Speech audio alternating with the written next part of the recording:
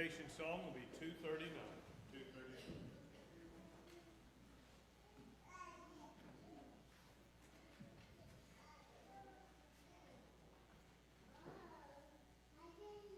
What is it that your life is all about? The Apostle Paul kind of addresses that in Philippians chapter 1, and we'll look at the context of this passage in a little more detail as we study together this morning. But Paul says, "For to me to live is Christ, and to die is gain." I suspect that most who are here could have filled in that blank.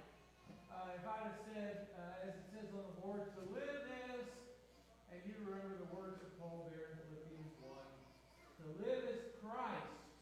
And what a beautiful thought that is, that my life can be all about Christ, and about showing Him to others, and about living for Him, and about being His faithful servant, and serving His Father, and making His Father my Father, as I live for Him.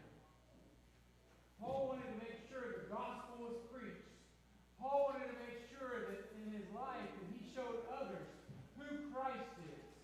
He wanted to make sure that that was everything that he was about, everything that he was pointing towards, that it was for me to live is Christ.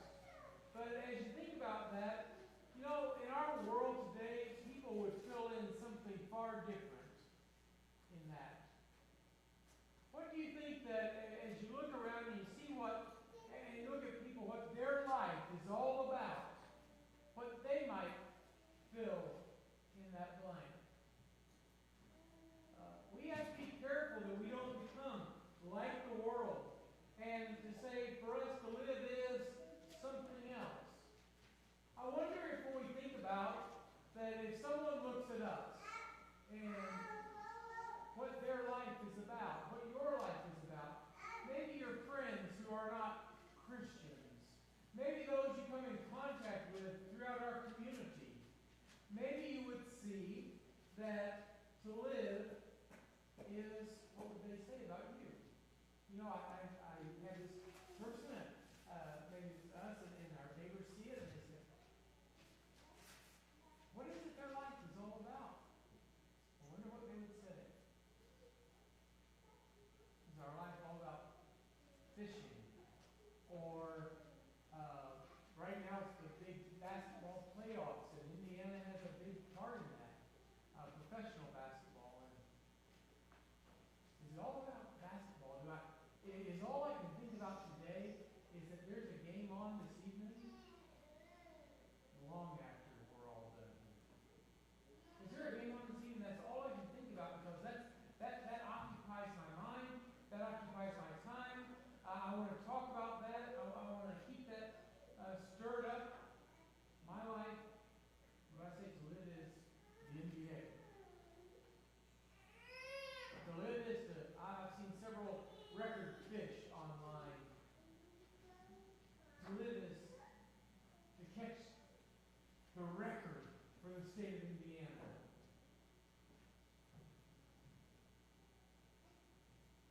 What about, as we live through this life, what would our friends say that that's what their life is really all about? Christ. Well, let's look at a few things that may help us to separate ourselves from thoughts that we ought not to. In other words, when I say in my life, to live is for pleasure.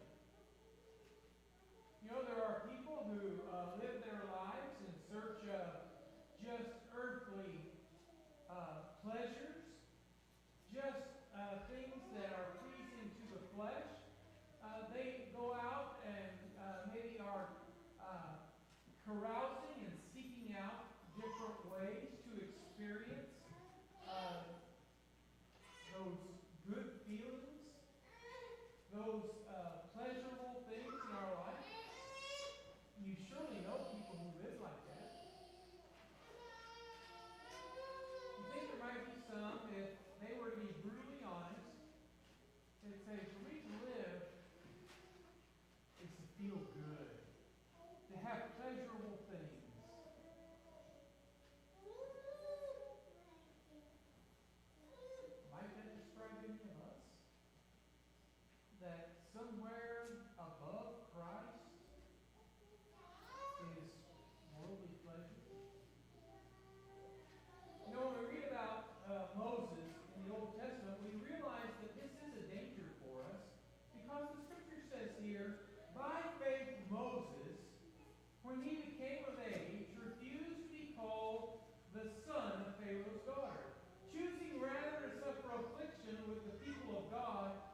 than to enjoy the passing pleasures of sin, esteeming the reproach of Christ greater riches than the treasures in Egypt, for he looked to the reward. Here Moses, he gets to be of an age that he's accountable, and he chose to suffer affliction with the people of God than to enjoy the passing pleasures of sin. I suppose in Pharaoh's house, there was nothing that he could have as being pleasurable that would be withheld from his hand. Dare I say, without being too provocative, that there might be no one who would be withheld from him that he might find pleasurable.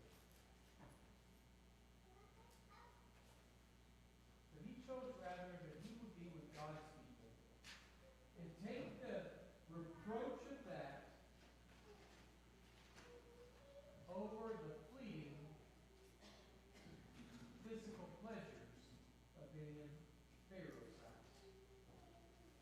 He looked to the reward, it says here. But what I learned from this passage is that there's a danger. There is something in our lives that can rival pleasing God. There is something in our lives that can rival being the good spiritual people that we need to be. There are things in our life that can rival putting Christ first. And sometimes it is earthly pleasure. I'm afraid that there are some in our world today who worship at the god of immorality and sexual pleasure over serving Christ.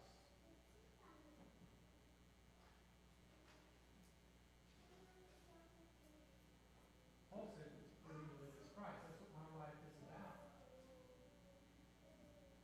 But could it be that there is the danger for us, and that we give in to that sometimes, and that we would say to live is to experience all the pleasure this life has to offer?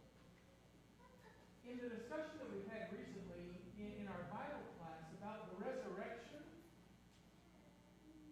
Paul makes the point that if there is no resurrection, if there's no life after this, if the dead are not raised, well then eat, drink, and be merry. Just enjoy everything. It is good for us to enjoy life, but never to lose sight of the fact that to live is Christ.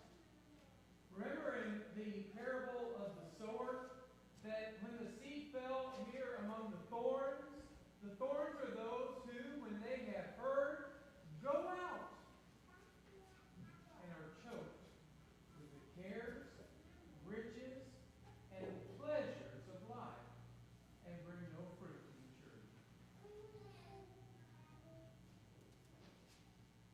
Is it possible that pleasures of life choke the Word? The Word tells us how to live. It tells us what we need to be, who we need to be. Is it possible that would choke the life of Christ out of us?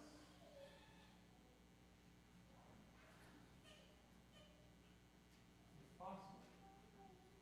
But we have to be on guard against that. You know, in Ecclesiastes chapter 2, in verses 1 through 3, when the wise man here considers life under the sun, he says, "I said in my heart, come now, I will test you with mirth. Therefore enjoy pleasure. But surely this also was vanity.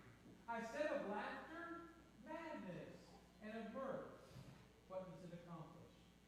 I searched in my heart how to gratify my flesh with wine, while guiding my heart with wisdom, and how to lay hold on folly, so I might see what was good for the sons of men to do under heaven all the days of their lives." There's things that we can pursue that are just fleeting. We might catch them for a moment, and they get away, and they don't last.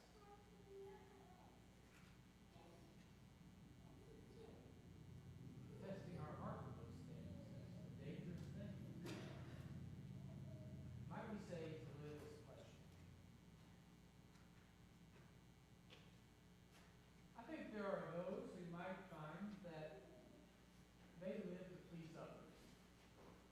call those people pleasers. Any of you have a tendency to be like that? I suspect you do. You don't like for people to be upset with you. You don't like for people to think bad of you. I think part of us being Christians is that we want to be pleasing to God, but we want everybody to like us.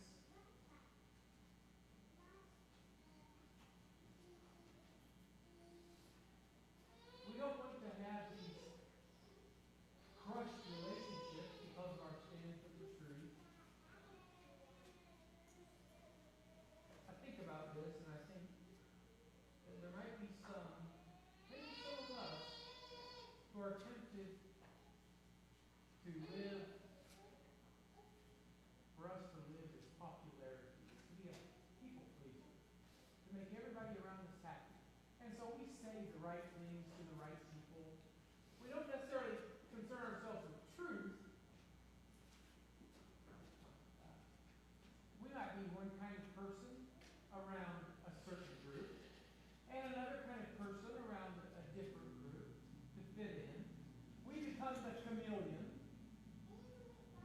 We change ourselves to look like whatever's around us because we want everybody to like us and we want to be popular. You ever think about, maybe it is in high school, you think about, well, the different groups.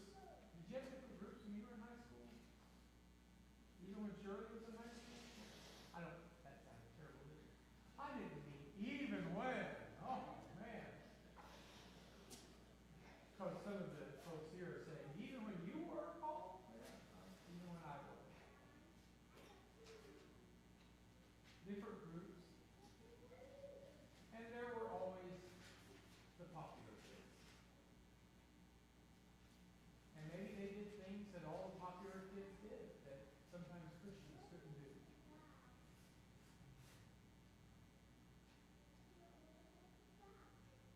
I wonder if we might be guilty of putting our God, what we live for, and being for everybody to like us and for us to be popular.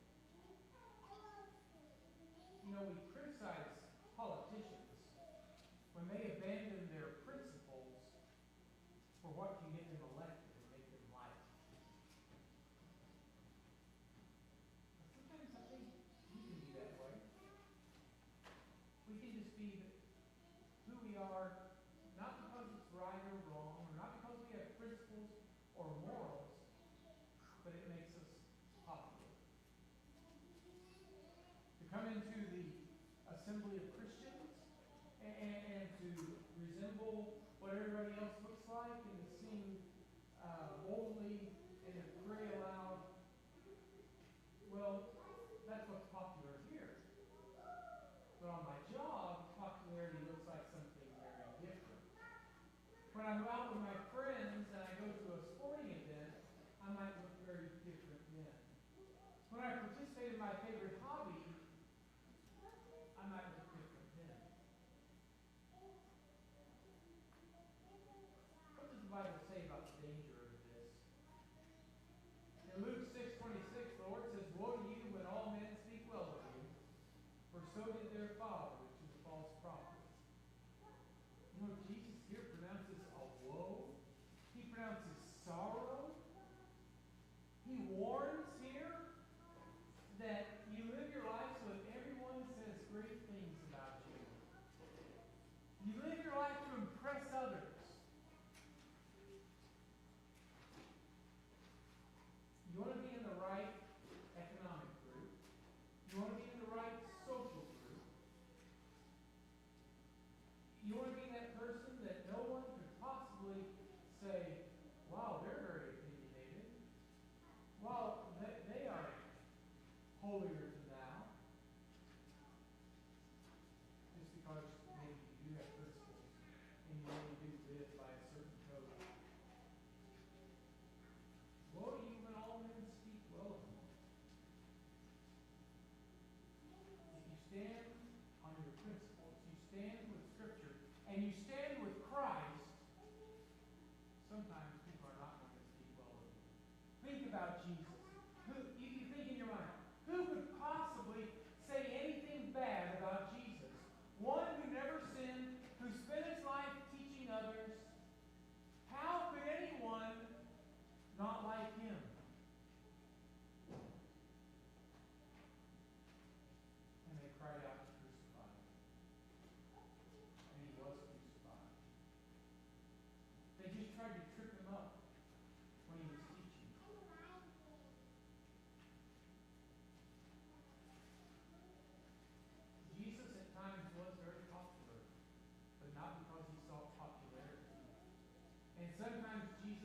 very unpopular. But it wasn't because, again, he saw popularity and failed in that effort. He lived by principle. We read there, so Pilate, wanting to gratify the crowd, popularity there.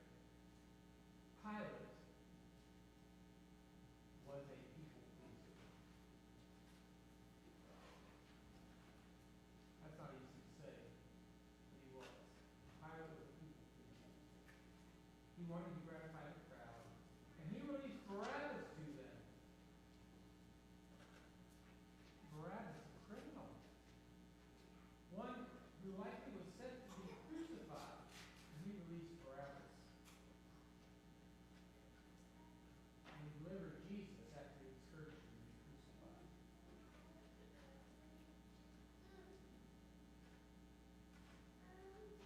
When you want to please everybody, you're going to find yourself not being able to please the Lord. In John 12:42 and 43, it says, nevertheless, even among the rulers, many believed in him. Oh, that's good. They believed in Jesus. But because of the Pharisees, they did not confess him, lest they should be put out of the synagogue, for they loved the praise of men more than the praise of God.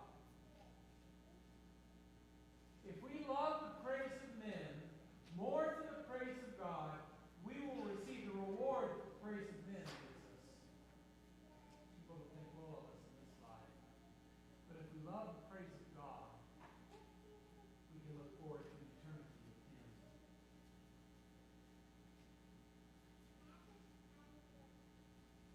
There are some people who their life is about being popular, being well thought of, seeing how they can gain more and more friends by pleasing men. Think about another with me. To live is, we all want to say Christ, but it may be that to live is possessions. Things. Having more money, having more expensive things.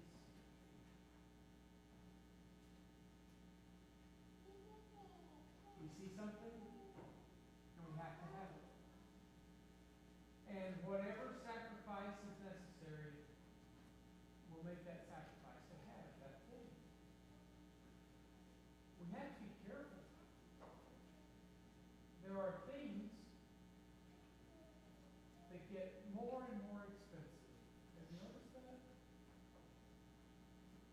If you are all about things and you buy the $100 thing that you really like, you'll have that $100 thing for a little while, and guess what? There's a $1,000 thing that I like more. And so you get and work and get the $1,000 thing, and guess what? It's the $10,000 thing.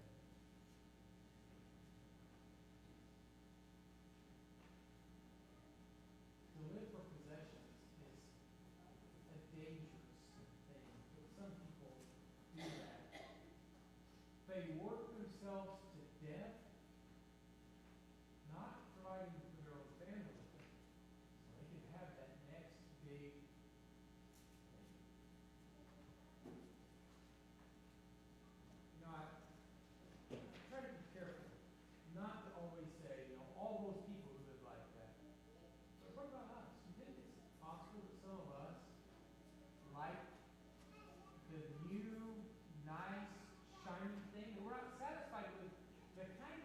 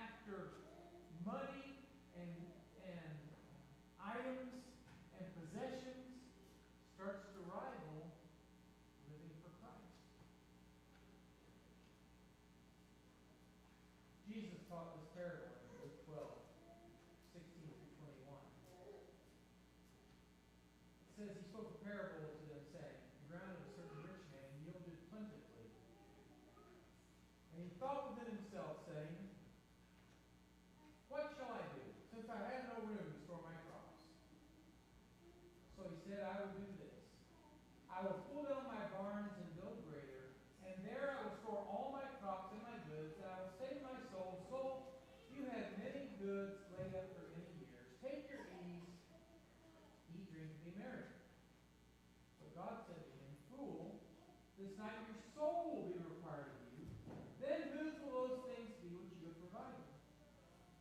So is he who lays up treasure for himself and is not rich toward God. You know the story, this parable that Jesus taught to teach us a lesson. You know the lesson that he has here. The rich man could have used those crops to do many good things, but he wanted more and more and wasn't satisfied with having enough.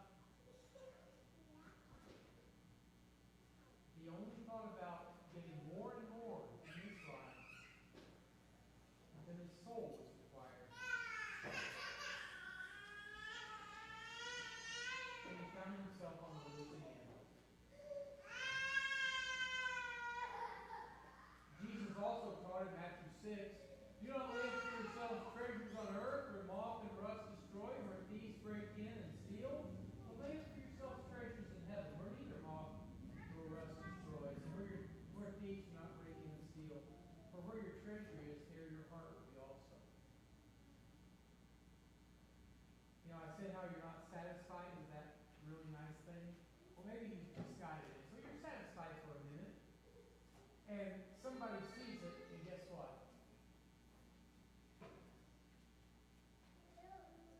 They want it, and they take it. Garrett showed me that lesson recently, not intending to teach a spiritual lesson, but I got a different vehicle. And after a couple of weeks, he asked me, he says, have you found it yet? I said, found what? He said, you know, that ding, that scratch, that little bit of rust, that when you're looking at something that you want, you may not notice. But with a little bit of time, you start to see, hey, there are flaws. And I said, yes. Yeah, there's a ding here, and if you look underneath it, you see things that you wish were in better shape. And you still like it, but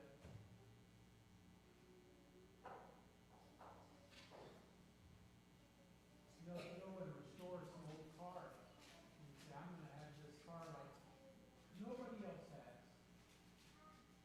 You take on a big project of keeping up with it.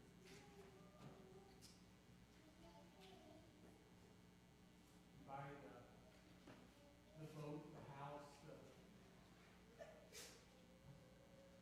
tractor.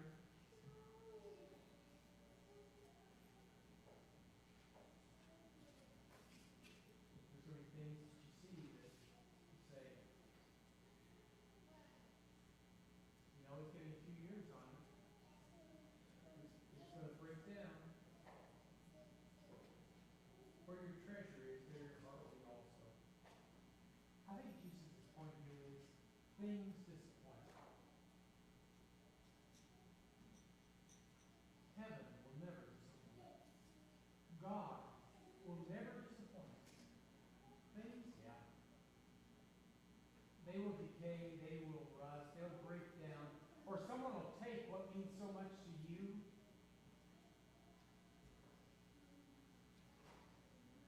God will never disappoint. When you put your life in His hands and you say, I'm going to live for Christ, He'll never disappoint. But things do. Possessions do. The shiny things, they do.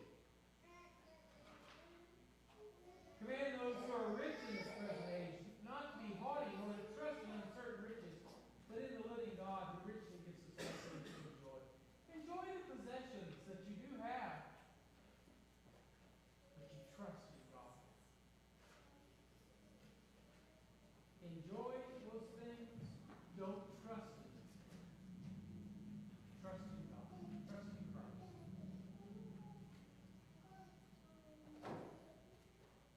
What about power? You think people live for power? Some people want to be the person who has the greatest influence They want to be the person maybe who everyone looks to, that when decisions are made, it's their word that carries the day. Well, we look in Daniel chapter 4, verses 30 to 33, and you have a really interesting story here about power. It says, the king spoke, saying, Is not this great Babylon that I have built for a royal dwelling by my mighty power and for the honor of my majesty? Wow. My.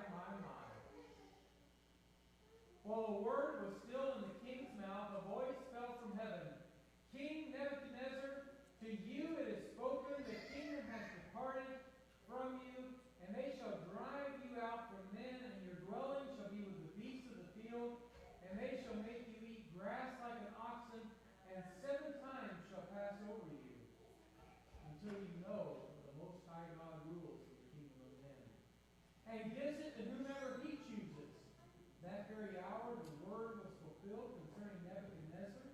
He was driven from men and ate grass like an oxen, and his body was wet with the dew of heaven, till his hair had grown like eagle's feathers, and his nail like birds' claws.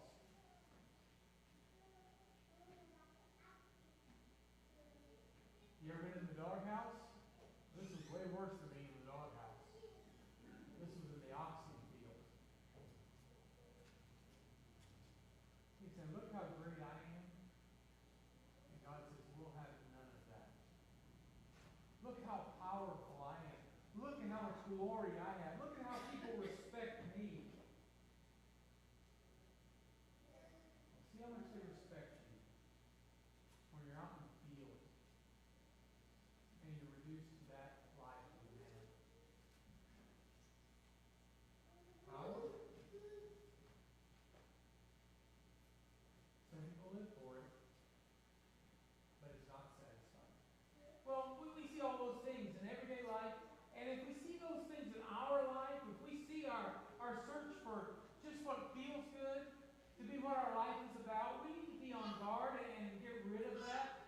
When we see that we want to be pleasing to everyone around us, and everyone likes us, and we're the most popular guy around, most popular lady around, we need to beware and get rid of that. When we see that our desire for things is so great that that's what our life has become all about, is things.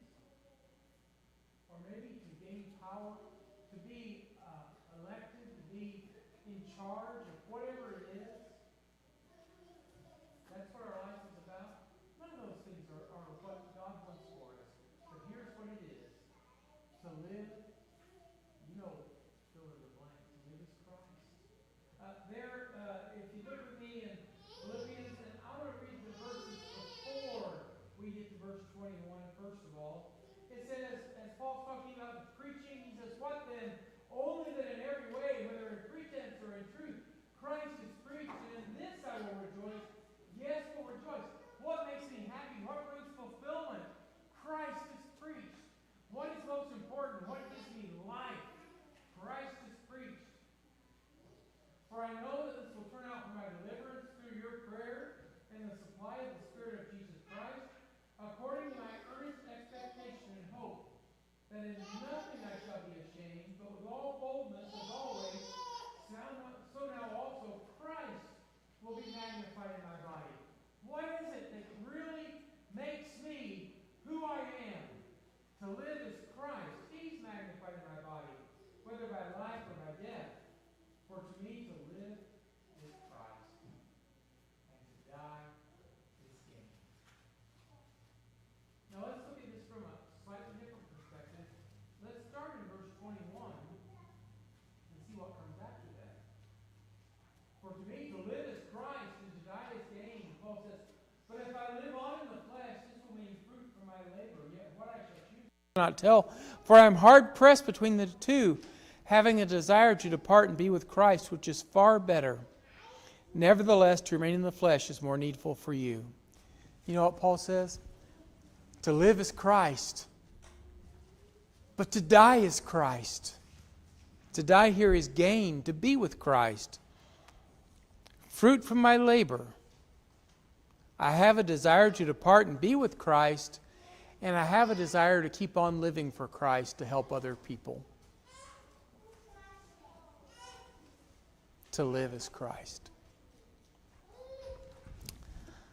I'd like to ask you, as we conclude this lesson,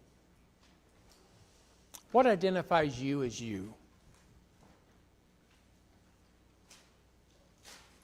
I'll not put any of your names in there. I'll put mine. I have to think about this. When people think of me, they think, what makes Paul Paul? What is the overwhelming characteristic of his life? I think we're tempted to have any of those first four be that thing that people see us as.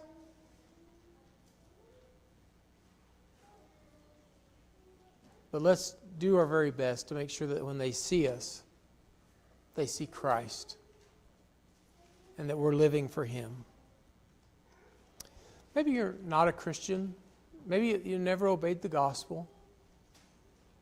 You've never been baptized into Christ. And so you can't say, for me to live as Christ yet. But that can all change in a huge way. This morning, you can obey the gospel. You can be baptized into Christ, be added to His church, become part of the family of God, and have the hope of being with Christ for eternity.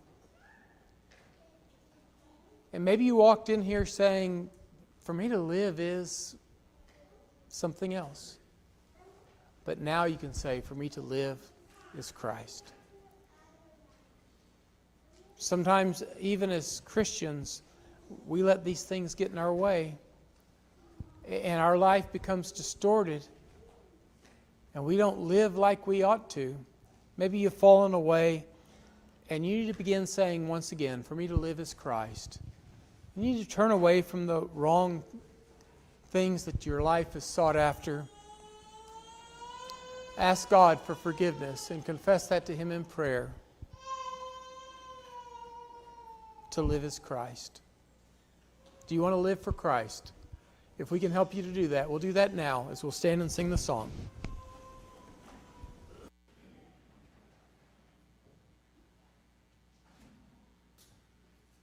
Sweet